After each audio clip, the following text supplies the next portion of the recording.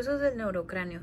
Estos van a estar formados por 8 huesos, en los cuales 4 van a ser impares, lo que es el etmoides, el esfenoides y el occipital, y 4 van a ser pares, lo que es el parietal y los temporales.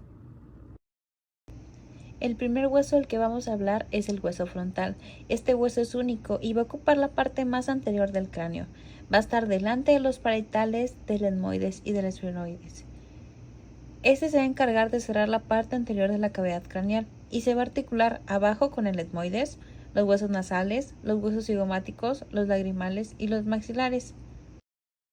Este hueso va a tener una posición, su cara convexa va a estar hacia adelante y la porción aplanada va a estar dirigida hacia abajo y va a presentar una H escotadura en esta porción y se va a denominar escotadura o incisura etmoidal. Vamos a describir 3 vistas, una anterior, una inferior y una posterior, y 3 bordes, un borde órbito-nasal, un borde parietal y un borde esfenoidal. En la vista anterior o cara externa vamos a encontrar que esta se encuentra convexa hacia adelante y va a corresponder a lo que es la frente, excepto en su cara lateral vamos a encontrar que esta forma parte de la fosa temporal.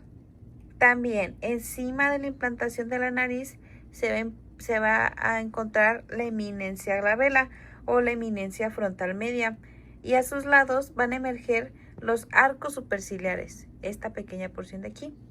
También a ambos lados de la línea mediana vamos a encontrar las eminencias frontales. Y bajo estos se va a encontrar los bordes supraorbitarios. Estos se van a extender medialmente hacia lo que es el borde nasal, y este se va a encontrar articulado con lo que es el hueso lagrimal y el hueso maxilar. Vamos a encontrar también la línea temporal, en la que vamos a encontrar que se va a estar dirigida de arriba hacia atrás y va a continuar hacia lo que es el hueso parietal, y en esta se va a insertar el músculo temporal.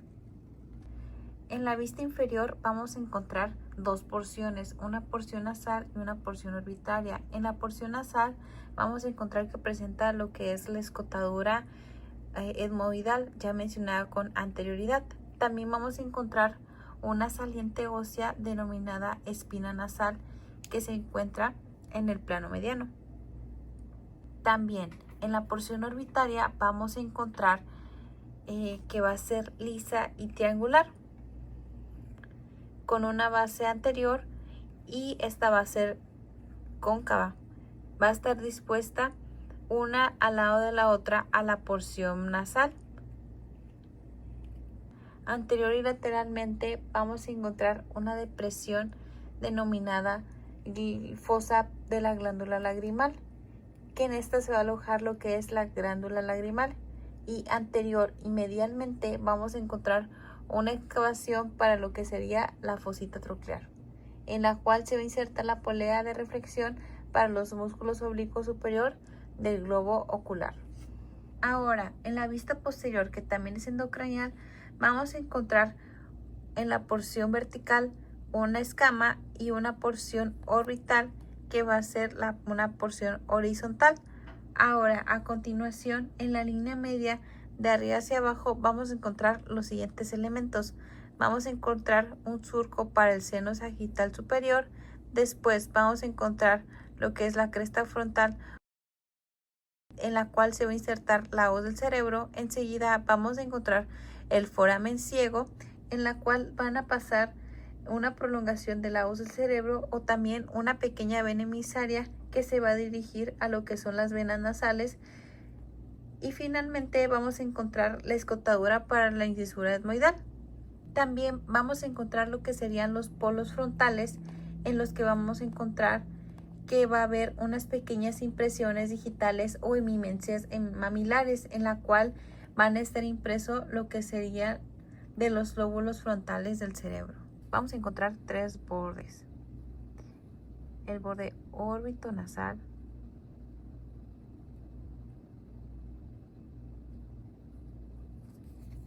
el borde parietal que, como su nombre lo indica, va a estar articulado con el borde frontal de los huesos parietales y el borde esfenoidal, que este se va a encontrar articulado con lo que es las alas menores del esfenoides. El siguiente hueso del que vamos a hablar es el hueso parietal. Este es un hueso par y va a estar situado detrás del hueso frontal, va a estar delante del occipital y va a estar encima del hueso temporal. Vamos a ver también que este va a ocupar una posición lateral superior en lo que es la calvaria. Este hueso va a poseer una forma cuadrilátera, por lo cual va a tener 4 bordes, 4 ángulos y va a distinguir 2 caras. En la cara externa o cara exocranial vamos a encontrar que esta va a poseer 2 líneas temporales. Va a ser una línea temporal superior, en la cual se va a insertar la fase temporal, y una línea temporal inferior, en la cual se va a insertar lo que es el borde superior del músculo temporal. En la cara interna vamos a encontrar que se encuentra en relación con lo que es los lóbulos parietales del cerebro, y este va a constituir por lo que es la fosa parietal. Vamos a ver de igual manera que se van a observar una serie de surcos que se dirigen desde el borde inferior a superior de este, y se le van a conocer como hoja de higuera. De estos corresponden a lo que es la impresión de la arteria meningia media y sus ramas. También vamos a observar que en el borde superior va a haber un semisurco, el cual va a corresponder a lo que es el surco del seno sagital superior. Vamos a encontrar también pequeñas granulaciones o conocidas como fositas granulares debido a formaciones meningias. En el tercio posterior de este hueso vamos a encontrar superiormente un foramen parietal, en el cual va a transcurrir lo que es la vena emisaria parietal o de Santorini. En los bordes vamos a encontrar el borde sagital, que este va a ser hueso y va a presentar un borde dentado, y se va a encontrar la sutura intraparietal. También el borde escamoso, que va a estar situado debajo y se va a articular una pequeña porción con el esfenoides y mayormente con el hueso temporal. Vamos a encontrar de igual manera el borde frontal. Este va a ser anterior y se va a articular con el frontal y se le va a conocer como sutura coronal. Y en el borde occipital vamos a encontrar que este se le puede denominar sutura lambdoidea. También vamos a encontrar un ángulo frontal o anterosuperior que forma lo que es con el parietal del lado opuesto y el frontal, y se le va a conocer como brecma. También vamos a encontrar un ángulo esfenoidal o anteroinferior, que el cual se le va a conocer como pterion. También un ángulo occipital o posterosuperior, que va a formar parte de lo que es la sutura lambdoidea, y un ángulo mastoideo o posterior inferior, el cual se va a articular con la porción mastoidal temporal y con el occipital. El siguiente hueso del que vamos a hablar es el hueso occipital. Este va a ser un hueso único y va a corresponder a lo que es la parte posterior inferior del cráneo. Vamos a encontrar que en este se va a ubicar el foramen magno, y también vamos a encontrar los cóndilos, que se van a encontrar hacia abajo. También en este hueso occipital vamos a encontrar que va a poseer 2 caras y los bordes que lo unen. Ahora, en la cara posterior inferior o cara exocranial vamos a encontrar el foramen magno. Mediante este, la cavidad craneal se va a comunicar con el conducto vertebral. Mediante el foramen van a pasar las raíces espinales de los nervios accesorios, las arterias vertebrales y la transición médula espinal o bulbo medular. También vamos a encontrar que se distinguen 3 porciones: por delante del foramen magno, por detrás del foramen magno y a los lados del foramen magno. Por delante del foramen magno vamos a encontrar lo que es la porción basilar. Este se va a encontrar articulado con lo que es el cuerpo del esfenoides y se va a encontrar unido mediante una articulación cartilaginosa y alina que se va a osificar por la edad. También vamos a encontrar el tubérculo faríngeo. Este tubérculo faríngeo es muy importante, ya que vamos a encontrar que se inserta la fascia faringobasilar y el músculo constrictor superior de la faringe. Por detrás del foramen magno vamos a encontrar la escama del occipital. También veremos en la línea media la cresta occipital externa. De igual forma encontraremos la línea nucal superior y la línea nucal inferior un poco menos marcada. Estos van a ser importantes ya que contendrán rugosidades para la inserción de los músculos de la región de la nuca. A cada lado del foramen magno observaremos los cóndilos del occipital, los cuales se articularán con las carillas articulares superiores del atlas o C1. De igual forma, a los extremos posteriores encontraremos una pequeña depresión, el cual se denomina fosa condilia. En su fondo encontraremos el conducto o canal condilio, que permitirá el paso de una vena condilia emisaria y una arteriola. También, atravesando estos cóndilos del occipital, estará el conducto del nervio hipogloso, que le dará el paso al nervio hipogloso. Delante del foramen magno vamos a encontrar un canal ancho y profundo denominado clivus. Este conformará la parte superior de la médula oblonga y el puente. Por detrás del foramen magno encontraremos la escama del occipital. Esta se va a dividir en 4 fosas, 2 fosas superiores o cerebrales que van a alojar los polos occipitales de los hemisferios cerebrales, o 2 fosas inferiores o cerebelosas que van a alojar la parte posterior de los hemisferios cerebelosos. El punto de reunión de estas 4 fosas se denomina eminencia cruciforme. También encontraremos la protuberancia occipital interna. En esta vamos a encontrar la confluencia de los senos o la prensa de aerófilo. La rama horizontal será para el surco del seno sagital transverso y la vertical será para el surco del seno sagital superior. También encontraremos la cresta occipital interna, en el cual es importante ya que se inserta ahí la hoz del cerebro. A cada lado del foramen magno encontraremos el tubérculo yugular y al lado de este encontraremos el orificio interno para el conducto del nervio hipogloso. También encontraremos en sentido posterolateral del tubérculo yugular encontraremos el surco para el seno sigmoideo. En los bordes encontraremos dos, un borde langoideo o superior que se va a encontrar articulado con los parietales, un borde mastoideo que se va a encontrar articulado con la porción mastoidea del hueso temporal, y esta unión nos va a ayudar a contribuir a formar el foramen yugular o agujero rasgado posterior. El hueso temporal. El hueso temporal es un hueso par que contiene al órgano vestíbulo coclear. Va a poseer piezas óseas distintas, como es la porción escamosa, que es una lámina delgada de contorno semicircular, la porción timpánica, que estará situada por debajo de la precedente con forma de semicanal abierto, y la porción petrosa. Esta se va a desarrollar hacia adelante y hacia el plano mediano en forma de pirámide y va a estar dirigida hacia el centro de la base del cráneo. Este hueso va a poseer distinto tamaño dependiendo la edad en la que se encuentre la persona.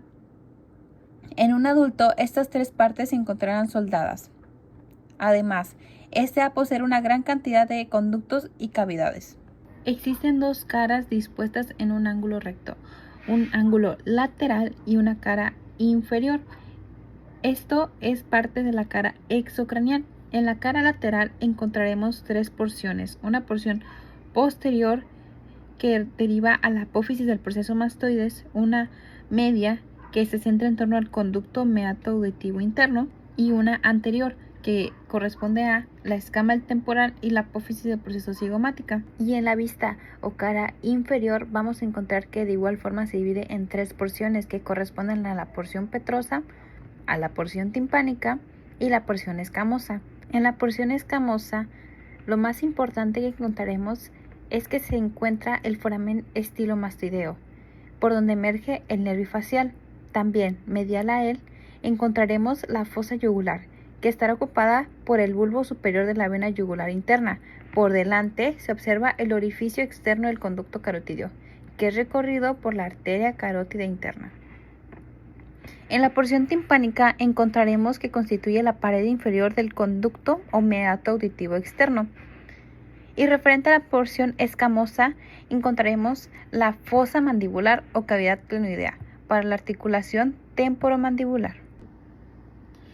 Es importante destacar las cavidades y canales que este hueso conforma.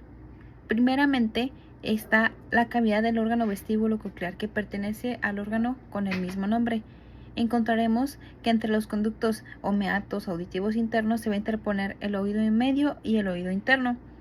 También encontraremos al conducto vascular más importante que presenta este hueso, el conducto carotidio, por el cual va a transcurrir la arteria carótida interna.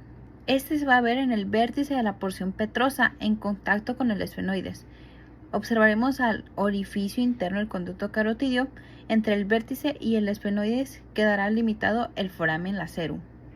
Encontraremos también conductos nerviosos como el conducto facial o acueducto de Falopio, que comienza en el fondo del conducto de meato auditivo interno. Este va a describir un trayecto complejo en el interior de la porción petrosa y va a terminar en lo que es en el foramen estilomastoideo. Y este foramen va a estar ocupado por el nervio facial. El hueso esfenoides es un hueso impar en el cual encontraremos superiormente una depresión para la silla turca. Horizontalmente encontraremos las caras superiores de las alas menores. También encontraremos hacia adelante y en su borde dentado las apófisis pterigoides. Podremos ver que este hueso presenta un cuerpo central que va a separar las alas menores, las alas mayores y la apófisis o proceso pterigoides.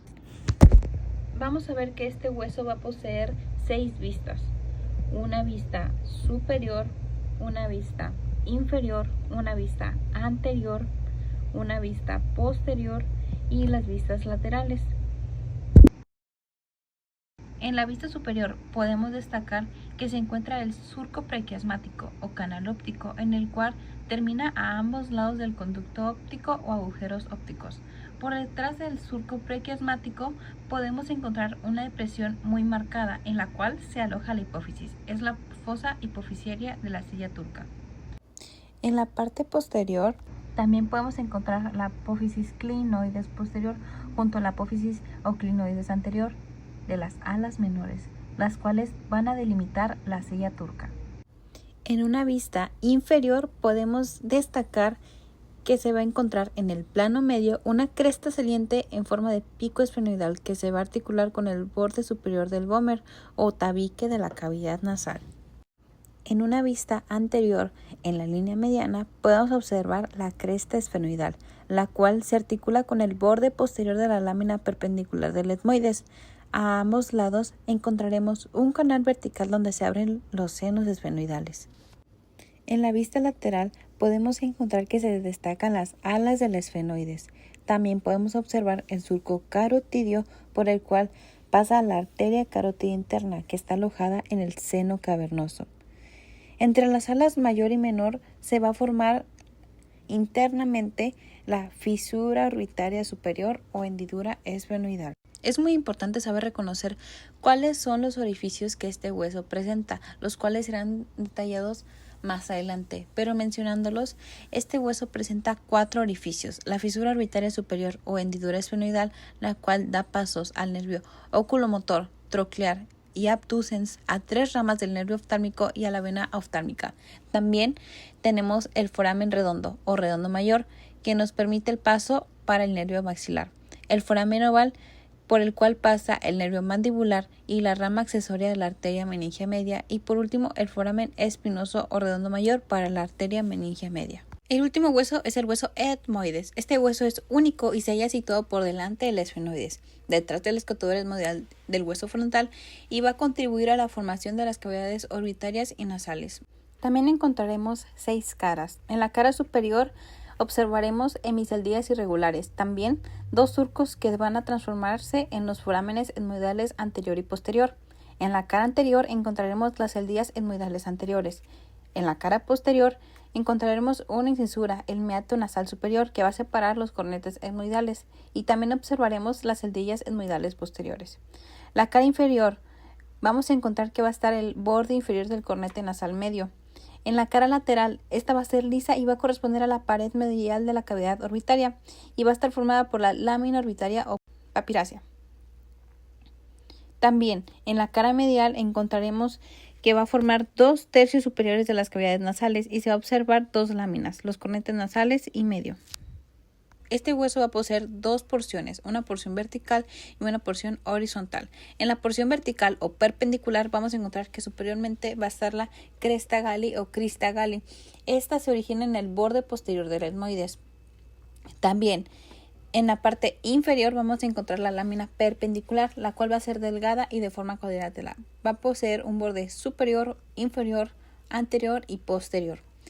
En la porción horizontal encontraremos la lámina cribosa. Esta es rectangular y se va a articular con la escotadura etmoidal del frontal en los bordes laterales de la escotadura. También encontraremos los surcos olfatorios que van a estar perforados por numerosos orificios por los cuales va a pasar el nervio olfatorio. También en la porción horizontal encontraremos los laberintos etmoidales. Estos laberintos van a estar interpuestos entre la cavidad nasal medialmente y la cavidad orbitaria lateralmente.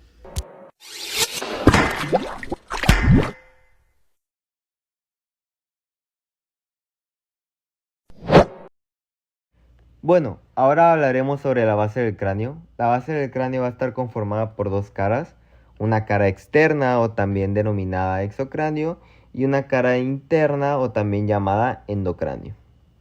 Entonces, empezando a hablar sobre la cara externa, esta para su estudio se va a dividir mediante dos líneas transversales. Una línea va desde un tubérculo articular al otro y se le denomina línea bisigomática, mientras que la otra línea se va a encargar de unir los extremos de ambas apófisis mastoides y a esta línea se le va a llamar línea bimastoidea. ¿Para qué nos van a servir estas dos líneas? Bueno, estas dos líneas nos van a servir para delimitar tres zonas en el exocráneo. Una zona anterior o facial, una zona media o yugular y una zona posterior u occipital. Empezando a hablar sobre la zona anterior, esta zona va a estar constituida por el frontal, el etmoides y por último por el hueso esfenoides. Pasando a la zona media o yugular, tenemos que esta en la línea mediana se va a encontrar la porción basilar del occipital con el tubérculo faríngeo, que este va a servir como inserción para la rafe faríngea. A ambos lados de la línea mediana se van a encontrar dos superficies cuadriláteras limitadas lateralmente por el tubérculo articular y la apófisis mastoides y medialmente por el cóndilo del occipital y la apófisis pterigoides. Estas dos superficies van a estar ocupadas por la porción escamosa temporal, el ala mayor del esfenoides, la parte anterior del occipital y la cara inferior de la porción petrosal temporal. ¿Qué va a pasar? Va a haber una línea trazada en diagonal que va desde la apófisis mastoides hasta la apófisis pterigoides, pero esta línea tiene que pasar por diferentes estructuras. Primero va a pasar por la apófisis estiloides, por la espina del esfenoides y por último por la lámina medial de la apófisis pterigoides. ¿En qué nos va a ayudar esta línea? Bueno, esta línea nos va a ayudar a subdividir esta superficie cuadrilátera en dos triángulos. Un triángulo anterolateral, que bueno, en este triángulo se va a contener el conducto auditivo externo, la fosa mandibular, el tubérculo articular del temporal y los forámenes espinosos y oval. Ahora, pasando al triángulo posteromedial, se encuentra el foramen estilomastoideo, el foramen yugular, la fosa yugular y por último el orificio externo del conducto carotidio. Y ya pasando a la última zona, es decir, la zona occipital, esta zona, como se puede observar, va a estar centrada en el foramen magno y va a pertenecer casi por completo pues al hueso occipital. Ahora seguiremos hablando sobre el endocráneo, que bueno, el endocráneo, como bien mencioné, es la cara interna de la base del cráneo. Está presentada en el centro la silla turca, hacia la cual convergen cuatro relieves óseos, dos anteriores, que van a ser las dos alas menores del esfenoides, y dos posteriores, que son los bordes superiores de la parte petrosal temporal. Estos nos van a delimitar tres fosas en el endocráneo, que van a ser las fosas craneales anterior, media y posterior. Empezando con la fosa craneal anterior, esta va a estar limitada por detrás por el surco prequiasmático y por el borde posterior de las alas menores del esfenoides. ¿Qué se puede observar en esta fosa craneal anterior? Bueno, en la línea media se va a observar la cristal gali, la lámina cribosa del etmoides, que bueno, las estructuras que van a atravesar esta lámina van a ser los filetes olfatorios del nervio olfatorio, que van a ser alrededor de 20, y arriba de esta va a estar el bulbo olfatorio.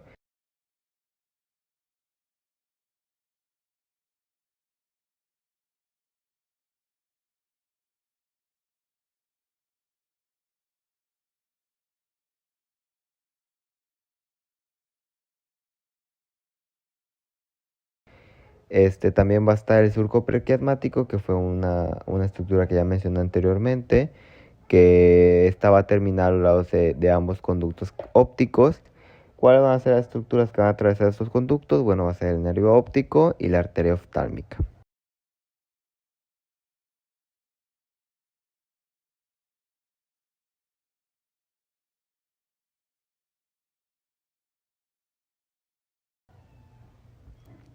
Después tenemos a la fosa craneal media. Esta fosa va a estar comprendida entre las alas menores del esfenoides y el borde superior de la parte petrosal temporal. En la línea media va a estar la silla turca con sus 4 apófisis crinoides. Y bueno, la silla turca es donde se va a posicionar o donde va a estar la hipófisis. Y bueno, a ambos lados de la línea mediana, es decir, a ambos lados de la silla turca, se va a encontrar la impresión trigeminal, que bueno, sabemos que es el quinto par craneal y que va a dar 3 ramas importantes, que va a ser el nervio oftálmico, el mandibular y el maxilar. Después tenemos el foramen espinoso, que bueno, las estructuras que van a atravesar este foramen va a ser la arteria meningia media, al igual que la vena del mismo nombre. Después tenemos al foramen oval, que este foramen oval va a ser las estructuras que atraviesan va a ser el nervio mandibular, que es rama del trigémino, la arteria pterigomeningia y por último la vena del foramen oval. Después tenemos a la fisura orbitaria superior, que bueno, la fisura orbitaria superior, las estructuras que van a atravesar esta van a ser los nervios lagrimal, nasociliar, frontal, oculomotor, troquear y abducens, al igual que la vena oftálmica superior. Después tenemos al foramen lacerum, que con la llegada del conducto canal carotidio. Después tenemos la fosa craneal posterior, que bueno, aquí se va a observar por detrás del borde superior de la porción petrosal temporal, de las apófisis crinoides posteriores y de la lámina cuadrilateral del esfenoides.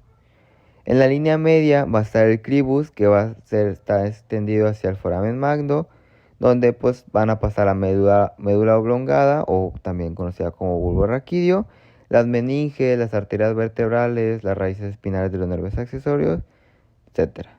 Por detrás de va a estar la protuberancia occipital interna, que se va a poder observar la cresta occipital interna. Aquí es donde se va a insertar la hoz del cerebelo. A ambos lados de la línea media se van a encontrar las fosas cerebelosas, que van a estar bordeadas por surcos que contienen los senos venosos, que van a ser varios, que primero empezando por el seno petroso superior, que va a estar en el borde superior de la parte petrosal temporal, el seno petroso inferior, lateral al cribus, el seno venoso transverso y el sigmoideo, que van a estar extendidos desde la protuberancia occipital interna hasta el borde posterior de la porción petrosal temporal. Después, la parte anterior de la fosa cerebelosa está constituida por el muro vertical de la cara posterior de la porción petrosal temporal, donde se encuentra la abertura del conducto auditivo interno. Que bueno, el conducto auditivo interno, las estructuras que van a atravesar a va a ser el nervio facial, intermedio y el vestíbulo croquial, al igual que la arteria laberíntica. Después se va a encontrar el foramen yugular, que es para la vena yugular interna, los nervios vagos, el nervio glosofaringio y el nervio accesorio.